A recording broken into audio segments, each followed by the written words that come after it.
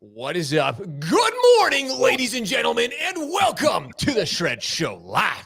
I've got two gentlemen here. You know them, you love them. If you don't know them, you're about to get to know them. We know John already. John's been on the show. He is the absolute chief appraiser at Class Valuation. He comes with a wealth of knowledge. He is always bringing so many incredibly valuable conversations to this show. And right now, more than ever, when you should be reconsidering the value of your home, this conversation is going to be one of those that absolutely blows your mind. And especially if you have realtor partners, or if you're a loan officer that is like, what's going on? Even if you're a consumer, this conversation is going to help you understand what the hell is going on with this market and how you can really take advantage of the value of your home. And then we're also joined by Bryan this morning. Bryan Reynolds is the president. I'm going to totally jack this up, so I'm going to go read it. The president of National Association of Appraisers, and he's bringing a very, very valuable side of this conversation as well this morning. Ladies and gentlemen, you're not going to want to miss this. Volume up, share this with your team, share this with your office, share this with all your realtors out there, because again, we are about to share something with you that is absolutely going to be incredibly valuable. Are you ready?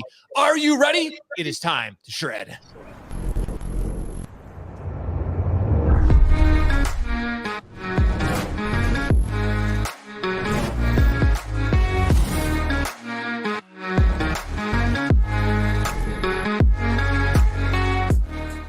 Tell you what, ladies and gentlemen, good morning, and welcome to the Shred Show Live. I can't tell you how excited I am to have these two gentlemen hanging out with me this morning, because right now, more than ever, rates are going up with what Fed has announced last week, and all of our consumers, all those people we help achieve the dream of home ownership, they're wondering what's going on with the value of their home, and especially when it comes to the reconsideration. Are property values starting to dip down? Are they still going up? Well, today on the show, I have the two best gentlemen for the job hanging out with me this morning, and we're going to answer some of those questions. But before we do, as we always do, we like to get to know the people who are hanging out with us this morning. So John, he's been here. Ladies and gentlemen, you know him, you love him. He's absolutely one of the smartest people when it comes to the appraisal space in the entire industry. John Dingeman, welcome back to the show. John, how are you this morning?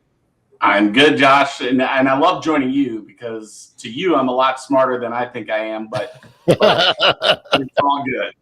Well, thanks for having me, brother. Dude, it's always good to have you here, and I'm excited to have Bryan, new friend and acquaintance, but he comes with an incredible wealth of knowledge as well, and he's going to be coming at this as John and Bryan really get into this conversation. You guys, like I said, you're going to be absolutely enlightened this morning. It's going to be incredible. But Bryan, before we get in the show, we know John's background. He's the chief appraiser of Class Valuation, but I wanted to get to know you a little bit better this morning, Bryan. Sure. How'd you get into this? How long you been doing this in the industry? Oh my gosh. So I like to give my effective age as opposed to my chronological age, because it's much lower. Well, it used to be lower. I don't know if it is now or not.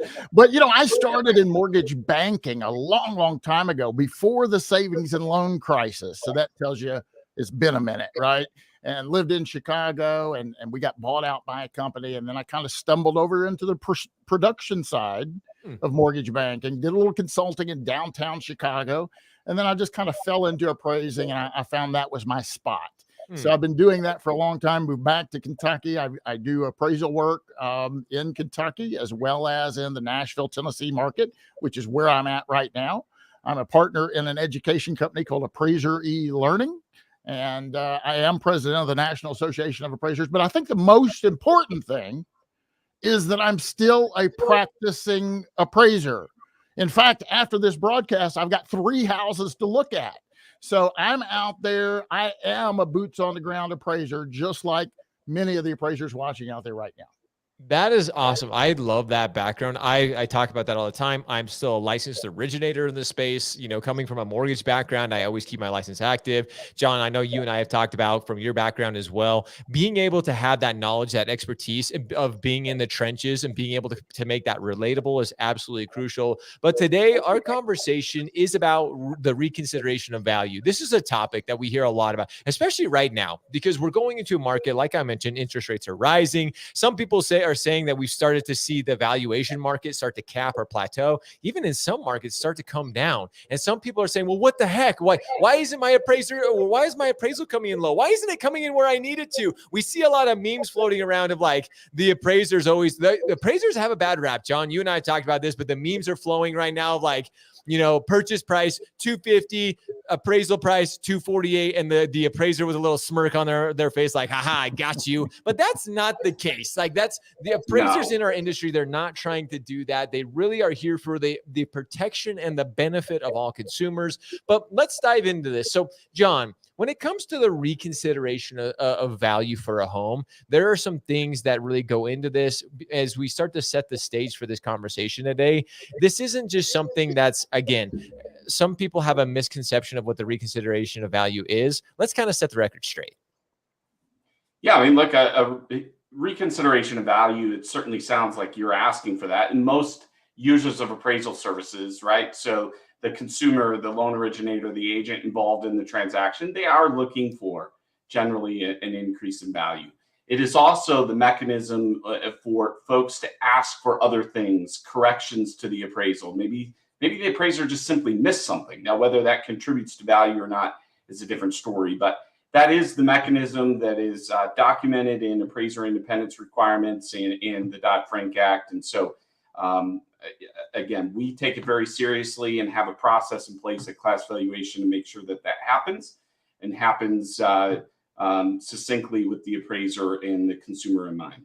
100%. And for everybody who knows the show, everybody knows that I don't love when we have slides. I don't want people to think this is a webinar. This is a conversation. But what I'm about to show you guys, why we decided to show some of these slides, is because they are so pertinent, they're so relevant. We want to educate everybody, our entire industry, on this morning. And as we go through some of these slides, it will totally make sense why we're showing them, why we're sharing them. So we're going to dive right into this today because, again, there's so much information that I want to talk about. And this being the first one, the gap between homeowner perception of value and an appraisal. There's so many things that go into this. So John, walk us through this a little bit, because there is a misconception. There is a perception that is just not matching up right now.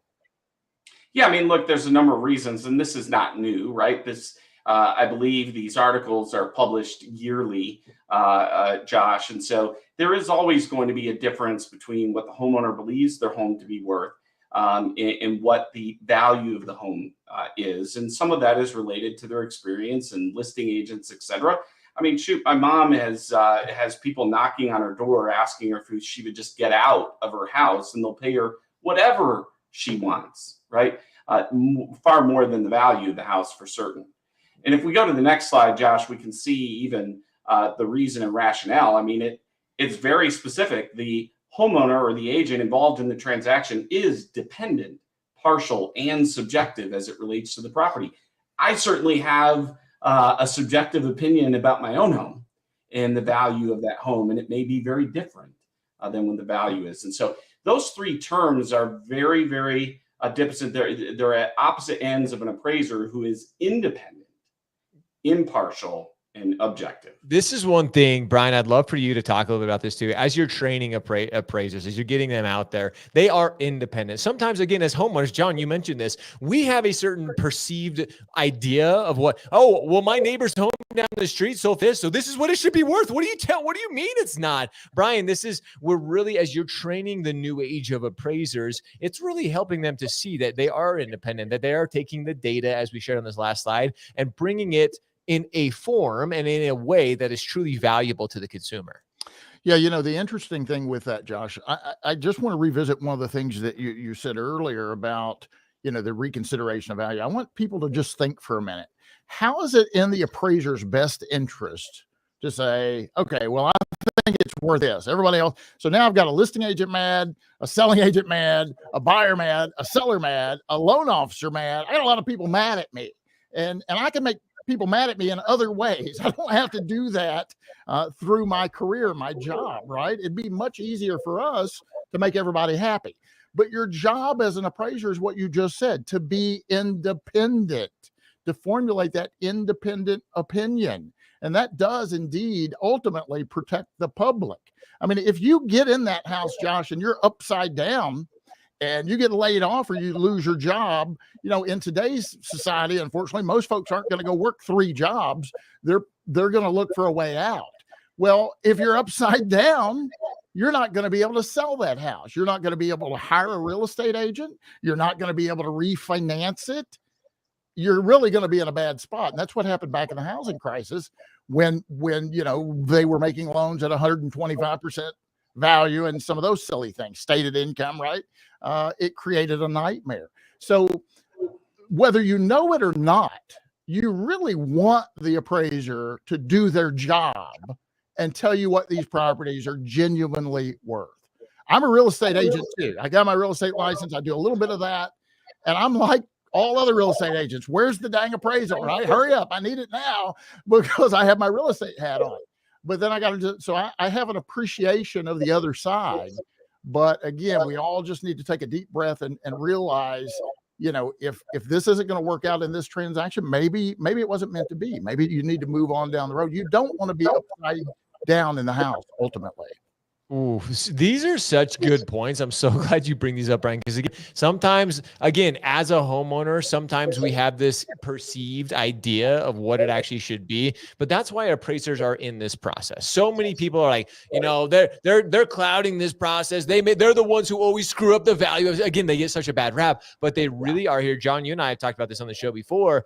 They really are there to protect it. They want to help us, and they want to, ultimately, they're here to get the most value and help us, again, protect the value of our homes. Because if we start getting bad appraisals, if we start getting bad data and information, this hurts us all in the long run. So again, this is very, very valuable information. So going right into that, let's talk about what contributes to the actual value of a home. John, let's start with you, and then we'll go to Bryan here. Contributes to value. I'm going to defer to Bryan on this one. I mean, we use an acronym and everybody uses some different stuff. Bryan is going to be upset because I use DUST here. I think he uses a different one, stud, but it is multiple factors that contribute to value, and homeowners and agents should take all of these into consideration. But I'm going to defer to Bryan on this one. Yeah, Josh, I've always said, some people live in houses because they want to. Some people live in houses because they have to. And that's not a mean statement. That's a reality. Okay. I mean, I want to live in a $50 million mansion, right, on the ocean. I can't do that because I don't have that last component, right? Transferability. I'm also going to call that purchasing power. What do you got to have to buy a house? You got to have money, right? So or the ability to secure that financing. And I can't afford a $50 million mansion on the ocean. I'd love to. So I can't live there. That's where I want to live, but I can't live there. So these 4 economic influences are what you have to have in order to achieve value. Scarcity, there's a limited supply. Utility, don't show me a 3-bedroom house if I want a 4-bedroom. I'll fire you on the spot. It doesn't meet my utility. I have to desire it. If I don't desire it, I'm not going to move forward on it. And finally, again, show me the money. We're going to assume the seller has clear marketable title and has the ability to transfer that. But the buyer has to have money. They have to have purchasing power. So these 4 economic influences are what create value. And now this seems, again, you both have alluded to this. So many of us just think about usually one of these 4 factors, yet all of them. And again, it doesn't matter the acronym you're using. There's so many of us. What we're trying to really portray to everybody, to our community today, to everybody in mortgage and real estate, is there are multiple factors. There are so many things that go into an appraisal. Thus, why appraisers are trained. Thus, why it takes the time to get your license to be able to be an appraiser. So start thinking about these things. Don't just be like, well, I hear this or I hear that. We want a new appraiser. These are the things, John, where it's just like, hold on, right? Like there's a lot of things that are heard. Yeah, I mean, and I told you before we even got on the air that I edited some of these and I couldn't show a lot of other ones. They were X-rated, but we hear a variety of different things. And look, I get it. There's a level of frustration there for everybody involved in the transaction. And I think respectively, we're all experts in what we do. And so when we're not aligned on our opinions, that elicits some very animated responses, if you will.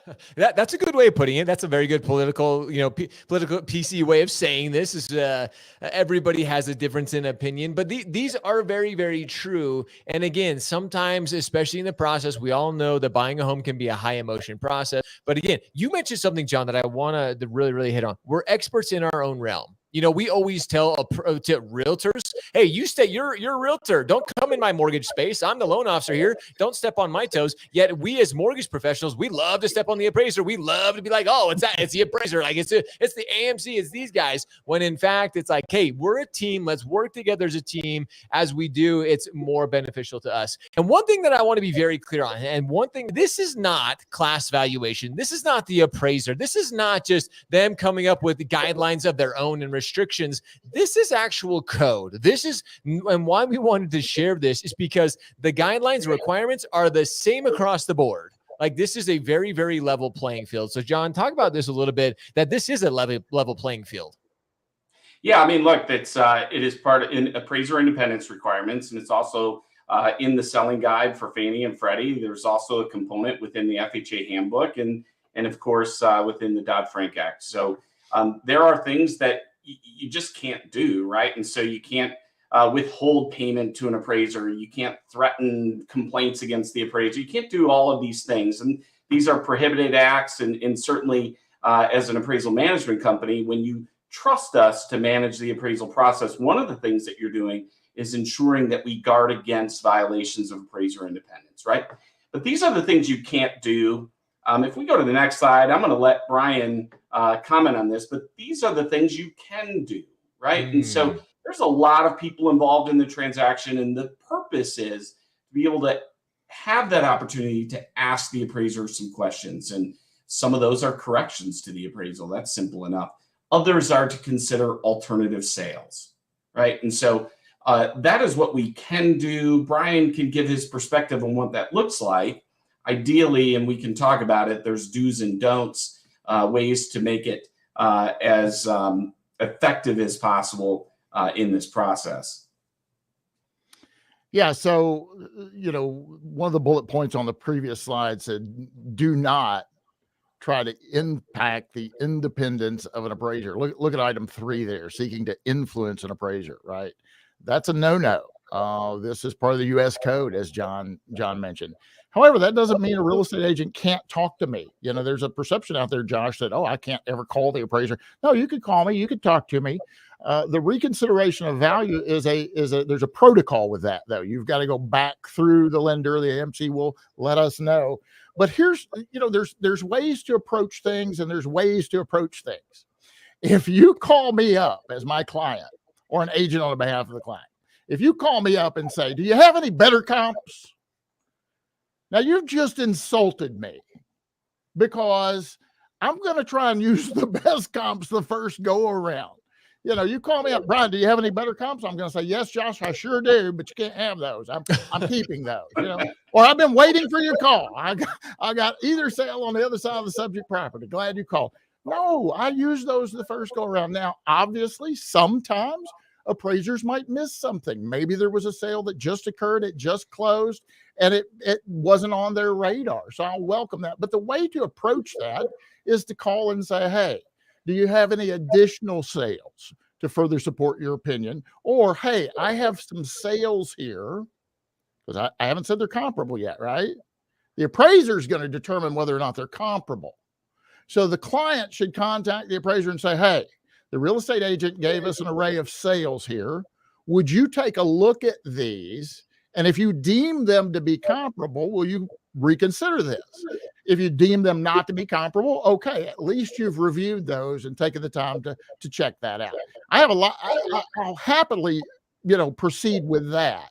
But when you call me and say you got any better comps, then you're implying that I used improper comps the first time. I have a real problem with that. Well, are you saying that, we as loan officers don't know everything here, Bryan? Like we do know. We're going to call you. We're going to tell you what are the best. This is such a brilliant point that it may seem so arbitrary, but this is actually so critical, because again, this goes back to letting them be the expert. Of course, the appraiser, they're on our side. They want us to see us succeed, because again, if they start appraising homes at lower values, it hurts us all as an industry. It's not a good thing. They literally are doing their best. And again, are we perfect? No, we We all make mistakes. All you LOs out there, we've all made mistakes. You know it. And if you haven't, you're lying, because I know you all have. We all make mistakes. That's part of the job. But again, having a conversation, calling up. And again, I love that you mentioned this, Brian. You can chat with an appraiser. As a matter of fact, I recommend all you loan officers out there is getting familiar, getting to know them, getting to understand how you can communicate the do's and the don'ts. Don't cross that line. Be respectful, be grateful for what they're doing for you, because again, we're a team. We do this together. As we work together, we will ultimately help each other achieve everything for that. So let's go into this next slide, because I'm excited for this one in particular, John, because these are common reasons for an actual low appraisal.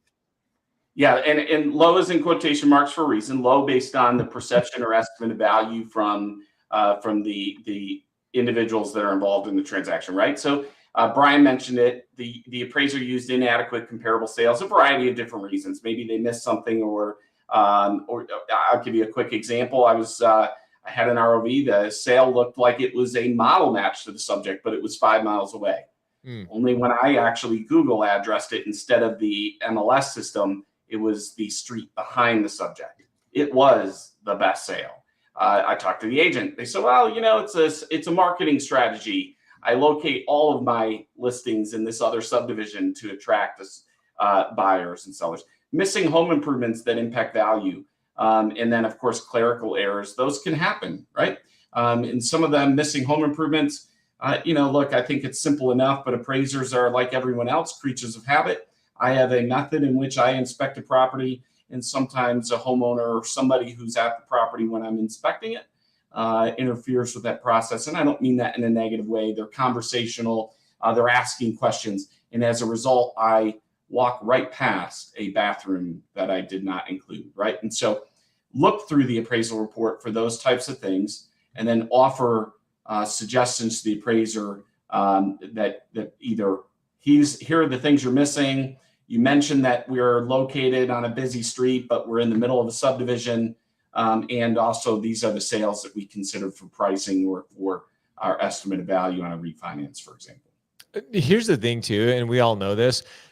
All you originators, all you mortgage professionals and mortgage advisors out there, we don't look at appraisals unless they come in low. We're just not familiar. Like, we all know it. Like, we can just call it as it is. We never look through an appraisal unless it's like, it comes in low. And then it's like, whoa, all of a sudden we become, experts in the field of appraisals because, oh, well, this came in low. Let us show you what's up. But when they come in good, we don't give a damn. We're just like, yep, that's good. We don't worry about it. We're just going to go do our job. So I'm glad that you bring up some of these common reasons, because this is one of those too, John, that you shared this with me, which is so very, very intriguing. These next two slides in particular, the difference between suburban and rural, because there are some differences in these properties. And these are great examples of the variance that can actually occur with properties like these. Yeah. And so just consider the sources at the bottom, right? As loan originators, real estate agents, et cetera, we all have our ways of trying to determine what the estimated value is. And this is my house in Phoenix now it's a little bit dated, but there's an 8.8% variance between the high and low estimate of value based on different web sources. Now, I say this is a tract home because this is a tract home. Everyone knows what the house is. Public records are pretty accurate, and yet we have that kind of variance. Imagine if you estimated the value of this home at $375 and the value came in at $350. You're $25,000 off on that value, right? And then if we go to the next slide, Josh, this is my dad's house in Kentucky where Bryan lives, right? What we don't know here is there's a walkout basement. What we don't know here is there's a second level with 2 bedrooms and a bath. You can't really see that from this direction. What you also don't see, and that's not in public records, is the 4-car garage to the left with a workshop and a 1,000 square foot ADU on the top level. And none of that is considered. And yet we have a 31.8% variance on all of those. And yet my guess is the values are very, very different because they're missing these other things that contribute to value, right? And so think about it from that perspective. If we're using these things, we could be that far above or that far below. And I don't think any underwriter or appraiser involved in the transactions looks at a 31.8 variance as a good thing. No, and that is the point of all of this, a reconsideration of value. That's why an appraiser who is expert, who has gone through the training, who has everything in their toolbox, they are there to help us with these variants. That's why we're, again, Zillow, the Redfins, the Realtor.coms. That's why they may give you an idea, but when it comes to actually selling, listing your home, having the experts involved with this process is truly critical, like absolutely important. And right now, the Zillows, the Zestimates, all these things actually they almost do an injustice to the consumer, to the home seller, just because people get these preconceived ideas of what the home should be or what it shouldn't be. So this is just one of those things. Again, this entire conversation today, it all breaks down to expectations and solutions, and really that's what this is about. And Bryan, when it comes to that, I love this idea of the IKEA, because we all expect one thing, we buy it, and then it's like, oh well, So there are expectations, but there are also solutions to these conversations as well. Yeah, with the comparable sales, and appraisers need to step up and do a good job as well. I mean, I'll defend appraisers until I die, but you come on, appraisers, you got to step up and do your job too. I've actually helped some agents, Josh, that they brought me a report and they said, hey, I didn't just throw this on the market. I did my research, I found some sales, and I'm just really surprised. Can you take a look at this? I wasn't engaged to do a review, but the appraiser didn't do any market condition adjustments. And they said, on one hand, we're in a rapidly increasing market. We have a shortage of supply. Prices are going through the roof. And yet they used a sale 10, 11, 12 months ago and didn't make a time adjustment. Well, that's contradictory. You're contradicting yourself, right? So she was able to get another appraisal on that. But what I would ask that the agents do, right? If I have better data, I can formulate a better opinion. I think we all agree with that. If you have better data, you can make a better decision, right? Don't just grab a bunch of high sales and send them, because the appraiser is going to discount that. So you're just grabbing the high sales. And even if you have a sale that is what you think is comparable to the subject property, we have to actually research the characteristics of the transaction. For instance, if it was a quick sale, but everything's a quick sale right now, but if it's a quick sale because it's a foreclosure or bankruptcy or something like that, if it's an uninformed buyer, right? And don't get me wrong, Josh, if I'm selling one of my houses, I want the most uninformed buyer I can find, right? But from a value perspective, we have to look through the eyes of a typical buyer and a typical seller, right? So we've got to research not only the characteristics of the property, we've got to research the characteristics of the transaction as well. That's a big point of it. There's a lot of research that goes into this, and thus why we're having this discussion. We want to educate. And I know we're going on 30 minutes here, ladies and gentlemen, but this is so pertinent. This is so relevant, and especially this next part, because a lot of people are building homes. A lot of people are wondering, cost does not equal value. So I want to get into this, John, because I think this one in particular is so relevant to what a lot of people are going through right now. So let's talk about it. Does cost equal value right now? Yeah, once again, I'm going to defer to Bryan on this one. This is a case that Bryan does reference in continuing education, which I've been fortunate to be a part of.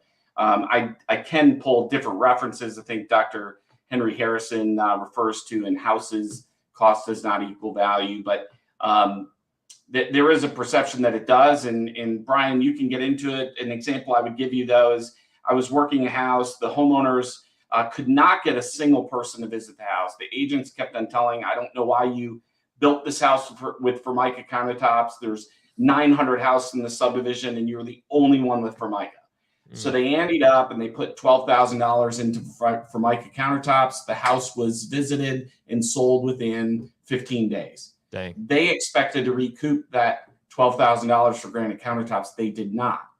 But time is money. And so a property that was on the market for 90 days when everything else is on the market for less than 9, and now it's sold, it makes a difference. So, Bryan, I don't know if you want to reference this case, but I think it's a powerful one. No, I've talked about this for decades. So this is, I think it's a 1924 what is it, 1946, I guess. It's a Kenter versus U.S. John pulled it up. I've quoted this for years, and it says cost is not synonymous with value. And this went to the Supreme Court. That's a pretty powerful statement.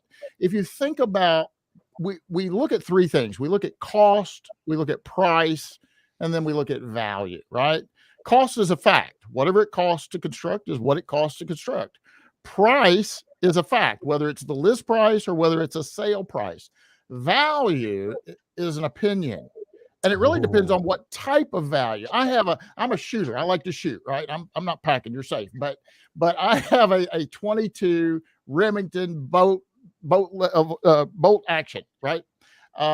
It probably costs, I don't know, $100 to construct.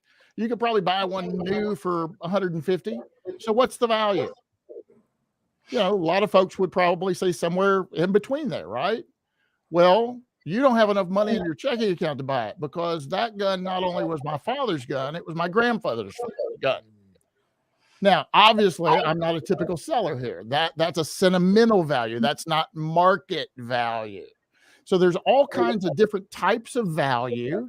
And maybe in this crazy market, we've had some sale prices that don't equate to market value transactions. So you got to be careful there too. We know that there's been a lot of folks that will bid over list price, and they say, I don't even care what it appraises at, right? I'm going to buy it regardless. I'll make up the difference. So we've been in some very unusual times right now. But yeah, cost, just keep in mind when you take money out of your pocket to buy something, it doesn't actually mean it's worth that. This is such a critical point, because I mean, even in the regard, I love the gun, the analogy you used there, but this is one of those, John, in particular, when it comes to the market value. And again, the market's been a little bit crazy. Those factors we talked about in the beginning, the high demand in some areas more than others, but the whole value conversation, I think, again, as we educate, as we share this, hopefully not only us as mortgage professionals, as mortgage advisors, we start to going back to the slide that we talked about, setting realistic expectations with our buyers, with our consumers. This is probably one of the most critical points, one of the most critical parts of the conversation. And I want to dive into these last couple slides real quick, because I think these are incredibly relevant.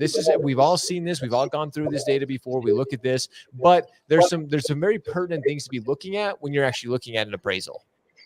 Yeah, so let me just walk through this. And I think it's important. Bryan mentioned it early on, and I get it. Most loan originators, consumers, agents are looking at one data point in the appraisal report, and that's the opinion of value. But if we go to the grid, we can see here, this is just an example of a completed appraisal, and I'll transition to what we would typically see in an ROV. There's a unadjusted sales price at the top of a sales grid, and we see that as 480, 475, 565, and 505. There's a tendency to think that those are the values of the homes against the subject property, and maybe even a perception that 565 is the value because there's comp number 3, if you will. We have to adjust for those things, whether it's concessions or market adjustments. In this case, there's an additional bath, a 3-car garage, and an outdoor kitchen. And when we look at the adjusted sales prices, that's pretty tight. It's going to be very hard to argue with an appraiser on their value of a 522 or somewhere in that range between 522 and 525. And if we look at the location map on the next slide, it looks like everything is proximate. So this makes sense to the appraiser and a reader of the report. What we would see is either, hey, number 3, I'm not sure why the value isn't closer to the 565, or even different from that on the next slide, is we would see these 3 sales submitted. And these 3 sales look like 624, 634, 685. You're $150,000 to $100,000 off on the value. However, again, if we consider that those are the sales prices and that they require adjustments, that range is much tighter between 522 and 527. And then if we look at a map, all of those sales suggested by the agents involved in this transaction, they were still proximate. What we missed was a market condition, and that's represented by that yellow line. And you can see the median square footage, 2,000 versus 2,700 square feet, and the median sales price, 430 versus 589. There's a market adjustment, a location adjustment associated with those. And so don't just assume because they're 624 to 685 that that's your value. See, this is the point in all of this that I'm so glad that, John and Bryan are discussing here, because again, we may have this idea when we pull that up. Again, if I'm not a trained and expert appraisal, I'll see those and I'm like, hey, John, what the heck, dude? Why didn't you use these? When again, it totally falls in the area. It totally falls within the right demographic, if you will. But again, there are certain things that I'm not trained to see. I'm not trained to look at and to take into consideration. So, and again, that's what we want to hit home with everybody is as you're looking at these things, as you're discussing these things with your appraiser. Again, this is a discussion. This is a collaboration. We're trying to help each other here. So last couple of things I want when considering alternative sales, some do's and don'ts. Bryan, I'd love for you to kind of hit on this because you mentioned it, you alluded to it earlier, but there are some do's and don'ts when considering alternative sales. Yeah. So again, you're not going to get the respect from the appraiser if you just find high sales. John and I were having a conversation last night. He was telling me about a case he was researching and looking into. And I said, well, why didn't the guy just use sales from London? I mean, if you're going to go crazy, just, go across the ocean and pick a couple of comps, right? Call them comps. So be sure that what you're sending in to the appraiser makes sense.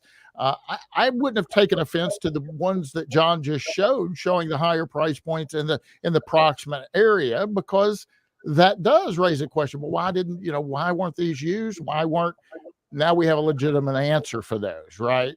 John, I'll let you chime in here too. You do the kitchen sink approach. I want to hear this one.